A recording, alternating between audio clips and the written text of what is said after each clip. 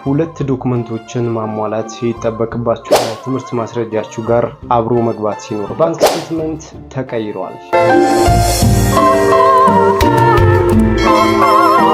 ሰላም እንዴት ናችሁ? ኢትዮ ትራቭሎች ነን። ከቪዛ ኢሚግሬሽን፣ ፓስፖርት፣ ዓለም አቀፍና ሀገር ውስጥ በረራዎች ጋር በተገናኘ የተለያዩ መረጃዎችን ወደ እናንተ እናደርሳለን።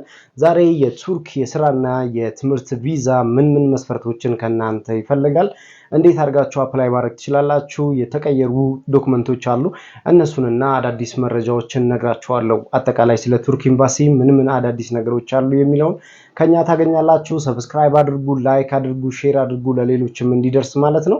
ሐሳብ አስተያየት፣ ጥያቄ ካላችሁ ደግሞ ኮሜንት ላይ አስቀምጡልን፣ እናየዋለን። በዚህ በምትመለከቱት ስልክ ቁጥር ደግሞ ደውላችሁ የምትፈልጉትን ስለ ቱርክ ቪዛ መረጃዎችንና እንዲሁም ደግሞ የቪዛ አገልግሎቶችን በእኛ በኩል ታገኛላችሁ ማለት ነው። ኢትዮ ትራቭልን በቴሌግራም ቻናላችን በርካታ የስራ እድሎችን ታገኙበታላችሁ። የቴሌግራም ቻናላችንን ዲስክሪፕሽን ላይ ታገኙታላችሁ። እንዲሁም ቲክቶክ አለን ከ26000 በላይ ፎሎወር ያለው፣ እሱን ደግሞ ገብታችሁ ፎሎ ማድረግ ይጠበቃል። ምክንያቱም በርካታ ዓለም አቀፍ የስራ መረጃዎችን እናደርሳችኋለን ማለት ነው። ዛሬ ያስኩላችሁ የስራና የትምህርት የቱርክ ሀገር የቪዛ መረጃን ምን መስፈርቶች አሉት የሚለውን ነገር አብረን እናያለን ማለት ነው።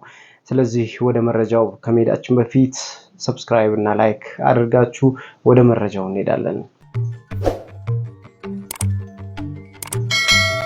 በቱርክ የትምህርት ቪዛ አፕላይ ካደረጋችሁ በኋላ ቃለ መጠየቅ ይደረግላችኋል። ከቃለ መጠየቅ መካከል ለምንድነው ወደ ቱርክ ሀገር መማር የፈለጋችሁት፣ እንዲሁም ደግሞ ቱርክ ሀገር ላይ የትኛው ኮሌጅ ነው እናንተን ኢንቪቴሽን የላከላችሁ፣ መቼ ነው ኢንቪቴሽን የተላከው፣ ምን ያህል ከዚህ በፊት ሄዳችኋል ወይ፣ የመጀመሪያችሁ ነው ወይ፣ ቱርክ ኢንቪቴሽን የላከላችሁ ኮሌጅ ምንድነው የሚያስተምራችሁ፣ ክፍያ አለው ወይ፣ ለኮሌጁ የምትከፍሉት መቼ ነው የከፈላችሁት ካለ ወይም ደግሞ ያልከፈላችሁት ካለ ደግሞ በስፖንሰርሺፕ ደግሞ ከሆነ ስፖንሰር የተደረጋችሁበትን ኢንቫይት የተደረጋችሁበትን ምክንያት አስረዱን ትባላላችሁ ማለት ነው። እዛ የምትኖሩበትን አኮሞዴሽናችሁን ማነው የከቨር የሚያደርግላችሁ ተብላችሁ ትጠየቃላችሁ። እንዲሁም ደግሞ ስለእናንተ ስታተስ ደግሞ ፐርሰናሊ ትጠየቃላችሁ ማለት ነው። ስለእናንተ ስታተስ ከዚህ በፊት ትራቭል ያደረጋችሁበት ሀገር አለ ወይ፣ በትምህርት በስራ በተለያዩ ምክንያቶች ትራቭል ያደረጋችሁበት ሀገር አለ ወይ ተብላችሁ ትጠየቃላችሁ። ቢኖር እዚህ ጋር በጣም ጥሩ ነው። ከሌለ ግን ያላችሁበትን ስታተስ መጠየቅ ይኖርባችኋል ማለት ነው። እዚህ ጋር ማወቅ ያለባችሁ አሁንም ቢሆን ሐሰተኛ የትራቭል ሂስትሪ ማዘጋጀት ፌል የማድረግ እድላችሁን ሰፊ ሊያደርግ ስለሚችል ጥንቃቄ ማድረግ ይኖርባችኋል። ሌላኛው ደግሞ ከምትጠየቋቸው ጥያቄዎች መካከል ማለት ነው የባንክ ስቴትመንት ትጠየቃላችሁ። ሜዲካል ቼክአፕ እንድታደርጉ ትጠየቃላችሁ ማለት ነው። እዚህ ጋር ማወቅ ያለባችሁ እያንዳንዱን ጥያቄ በአግባቡ መመለስ ይኖርባችኋል። ለጥያቄዎቻቸው ምናልባት በቪዲዮ ኮንፈረንስ ሊሆን ይችላል፣ በቪዲዮ ሊሆን ይችላል፣ ቪዲዮ ኮል ሊሆን ይችላል የምትጠየቁት፣ ወይም ደግሞ በአካልም ኦፊሰሩ ጋር ቀርባችሁ ልትጠየቁ ትችላላችሁ ማለት ነው። ስለዚህ ለጥያቄዎቻቸው በቂ መልስ ካገኙ አፕሩቭ ይደረግላችኋል ማለት ነው።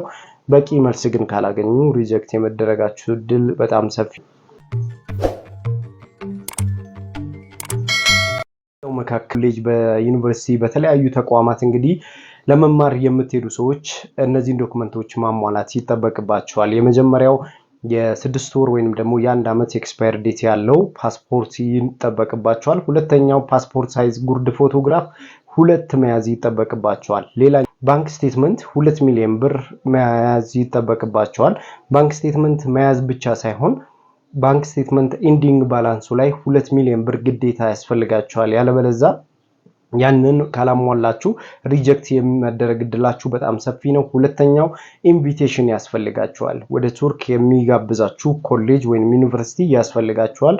እሱን ማሟላት ይጠበቅባችኋል ያስፈልጋል ማለት ነው። ትራንስክሪፕታችሁን ካሟላችሁ በኋላ እነዚህን ዶክመንቶችን ይዛችሁ ወደ ቱርክ ኤምባሲ አፕሊኬሽን ፎርም መሙላት ይጠበቅባችኋል ማለት ነው። ወደ ቱርክ ኤምባሲ ለመግባት የምትሞሉት ፎርም አፕሊኬሽኑን እያንዳንዱን እንነግራችኋለን። እዛ ላይ የምትጠየቁት ጥያቄዎች በሙሉ በኢንተርቪው ሰዓት የምትጠየቁቸው ጥያቄዎች ናቸው። ኢንተርቪው ጥያቄዎችን ወደ በኋላ ላይ ይዤላችሁ እመጣለሁ። ነገሮች ካላችሁ በትምህርት ወደ ቱርክ ሀገር ሄዳችሁ መማር የምትፈልጉ ሰዎች ካላችሁ በግል ኮሌጅ ወይንም በዩኒቨርሲቲ በወይንም በሃይ ስኩል ደረጃዎች ደግሞ ሄዳችሁ አፕላይ አድርጋችሁ መማር የምትፈልጉ ሰዎች የቱርክ ሀገር ኢንቪቴሽን ያስፈልጋችኋል ማለት ነው። ይህም ኢንቪቴሽን የሚላከው ከኮሌጅ ስለሆነ ያንን ማሟላት ይጠበቅባቸዋል ማለት ነው። በትምህርት የምትሄዱ ሰዎች የተቀየረው የመጀመሪያው ነገር የባንክ ስቴትመንት ነው ማለት ነው። ባንክ ስቴትመንታችሁ 2 ሚሊዮን ብር መሆን አለበት። ይሄም ግን ይቻላል። ነገር ግን ከዛ በታች ከሆነ ሪጀክት የመደረጋችሁ ፕሮባቢሊቲ በጣም ሰፊ ነው የሚሆነው ማለት ነው። ሌላኛው ሐሰተኛ የትምህርት ማስረጃዎች፣ ሐሰተኛ የባንክ ስቴትመንት፣ ሐሰተኛ የትምህርትና የሜዲካል ማስረጃዎችን መያዝ ከዚህ መጠንቀቅ ይኖርባቸዋል ማለት ነው። ምክንያቱም ድጋሚ ቱርክ ላይ አፕላይ እንዳታደርጉ ያደርጋቸዋል ማለት ነው። ምክንያቱም እንደዚህ አይነት ሐሰተኛ ዶክመንቶችን በርካታ ሰዎች እያዘጋጁና ወደ ቱርክ ኤምባሲ ይዘው እየገቡ ይገኛሉ። በዚህም ሪጀክት እየተደረጉ ይገኛል ማለት ነው። ስለዚህ ጥንቃቄ ማድረግ ይኖርባቸዋል። አንዳንድ ኤጀንቶች እንደዚህ አይነት ነገሮችን ለመተባበር እናንተን ገንዘብ ለመስራት ወይንም ደግሞ የተለየ ጥቅም ኮሚሽን ለማግኘት በሚል የተለያዩ ነገሮችን ሐሰተኛ የትምህርት ማስረጃዎችን፣ ሐሰተኛ የባንክ ስቴትመንቶችን ይዛችሁ እንድትገቡ በአነስተኛ ዋጋ ጉዳዮችን እንደሚጨርሱላችሁ ይገልጻሉ። ይህም ደግሞ ሪጀክት የመደረጋችሁ እድል ሰፊ ይሆናል ማለት ነው። ስለዚህ ኢንተርቪው ይኖርባችኋል። ኢንተርቪው ቢያንስ ወደ 17 የሚሆኑ ጥያቄዎች መካከል የተወሰኑ ጥያቄዎችን ወደ በኋላ ላይ በኢንተርቪው ሰዓት የምትጠየቋቸውን ጥያቄዎችን ወይም በቴሌግራም ቻናላችን ላይ አስቀምጠን የስራ ቪዛ በቱርክ ምን ይመስላል የሚለውን አብረን እናያለን።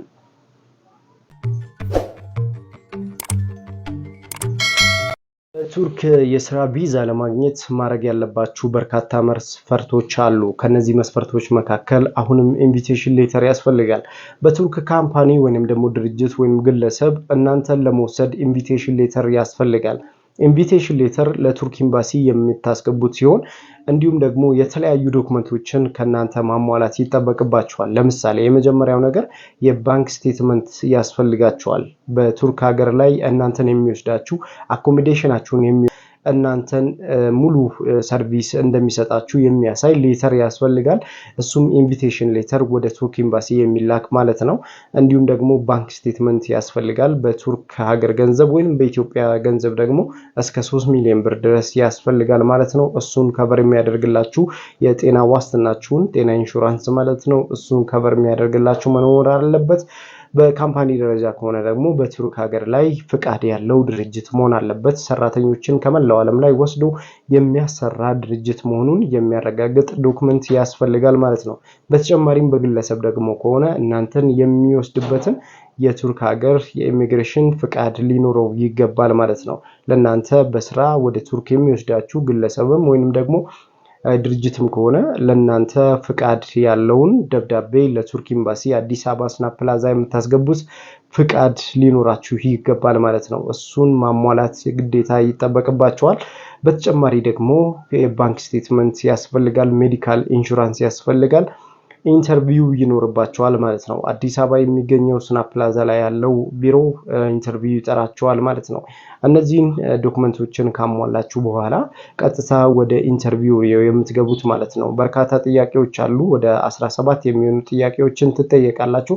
ከነዚህ ጥያቄዎች መካከል እንግዲህ በርካታ ለቱርክ ሀገር ቪዛ ከዚህ በፊት ኢንቫይት ያደረጋችሁበት ነገሮች ካሉ ወይንም ደግሞ ትራቭል ሂስትሪ ካላችሁ ወይንም ደግሞ ለስራው ብቁ ናችሁ ወይንም ደግሞ ለምትሄዱበት ስራ በቂ የሆነ መረጃዎችን ካላችሁ ወደምትሄዱበት ድርጅት ወይንም ደግሞ ወደምትሄዱበት ግለሰብ በቂ የሆነ መረጃዎችን ለቱርክ ኤምባሲ ካቀረባችሁ አፕሩቭ ይደረግላችኋል ማለት ነው። ነገር ግን ጥንቃቄ ማድረግ ያለባችሁ ከፓስፖርት ጋር የተያያዘ ነው። ፓስፖርታችሁ በተለያዩ ምክንያቶች እንግዲህ ኤክስፓየር ዴት ካደረገ ፓስፖርት መቀየር አለበት። ከዚህ በፊት ደግሞ በጉብኝት ቪዛ ቱርክ የገባችሁ እንዲሁም ደግሞ በተለያዩ ምክንያቶች ሪጀክት የተደረጋችሁ ሰዎች ካላችሁ ለእናንተም ፓስፖርት መቀየር ይጠበቅባችኋል ማለትም የግብዣ ደብዳቤና ወደ ኤምባሲ የምትገቡበትን ደብዳቤ ወይንም ደግሞ አፕሊኬሽን ፎርም መሙላት ይጠበቅባቸዋል። ሁለቱ የተለያዩ ናቸው። አንደኛው ከቱርክ የሚላክላችሁ ሲሆን ሁለተኛ ደግሞ አዲስ አበባ ነው። ለነዛ ፎርሞች የሚከፍሏቸው ክፍያዎች አሉ። እዛው የቱርክ ኤምባሲ ያሉት ሰራተኞች እንድትከፍሉ እድሉን ያመቻቹላችኋል ማለት ነው። በተጨማሪም የስራ ፍቃድ ያስፈልጋችኋል። ሚኒስትር ኦፍ ቱርኪ የስራ ፍቃድ መስጠት አለበት እናንተን ወደ ቱርክ ሀገር ለማስገባት ማለት ነው።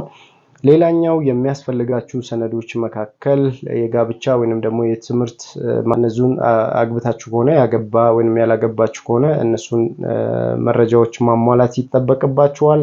በተጨማሪ በአሰሪያችሁ በኩል የሚሸፈን ከሆነ እሱ ያስፈልጋል። የሕክምና መድህን ወይንም ደግሞ የጤና ዋስትና ያስፈልጋችኋል። በቱርክ ሀገር ያለው አሰሪያችሁ ይህንን ከበር ማድረግ ይችላል ወይንም እናንተም ማድረግ ትችላላችሁ። ትራቭል ኢንሹራንስ ያስፈልጋችኋል። እሱን በኢትዮጵያ ባሉ ባንኮች በኩል መግዛት ትችላላችሁ። ሌላኛው የቃለ መጠይቅ ጊዜ ይዟችሁ የምትቀርቧቸው ዶክመንቶችን ማዘጋጀት ይኖርባችኋል። በትምህርት ደግሞ የምትሄዱ መያዝ ይጠበቅባችኋል። ስለዚህ እነዚህን ዶክመንቶችን በማሟላት የቱርክ የስራ 3 ቀን እስከ 10 ቀን ባለው ፎርሙን መሙላት ይኖርባችኋል። ኢንቪቴሽን ሌተራችሁ ከመጣ በኋላ ማለት ነው። ይህንን ፎርም ሞልታችሁ ወደ ቱርክ ኤምባሲ ቀጠሮ ማስያዝ ትችላላችሁ። ቀጠሯችሁን ዶክመንታችሁን አሟልታችሁ አደራጅታችሁ ወደ ቱርክ ሀገር የምትገቡበትን ፎርም ወደ ኦፊሰሩ ይዛችሁ መቅረብ ትችላላችሁ ማለት ነው። ቃለ መጠየቁ ያው ኢንተርቪው አይቀርም። ስለዚህ ኢንተርቪው ቅድም ላይ እንደነገርናችሁ በቴሌግራም ቻናላችን ላይ አስቀምጠንላችኋል። እዛ ላይ ሄዳችሁ ዲቴይል መረጃዎችን ማግኘት ትችላላችሁ። በትምህርትም በስራም መሄድ የምትፈልጉ ሰዎች ማለት ነው ለእናንተ የተለያዩ መረጃዎችን አቅርበንላችኋል። እሱን እንግዲህ ማግኘት ትችላላችሁ ማለት ነው። ስለዚህ በቱርክ ሀገር ላይ በጉብኝት መሄድ የምትፈልጉ ሰዎች ካላችሁ የ1 ዓመት ቪዛ አዘጋጅተናል።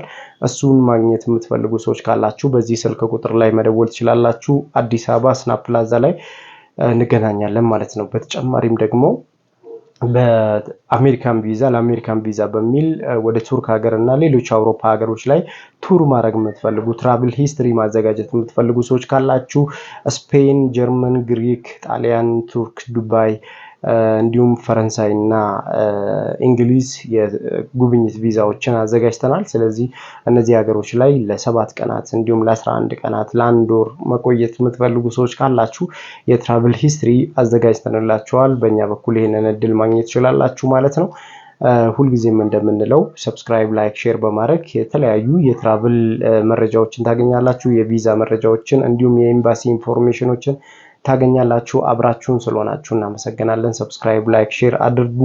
የቴሌግራም ቻናላችንን ዲስክሪፕሽን ላይ ታገኛላችሁ። እዛ ላይ ገብታችሁ ጆይን አድርጉ። ቀጣይ የተለያዩ መረጃዎችን ይዘንላችሁ እንመጣለን። ሰላም፣ ፒስ።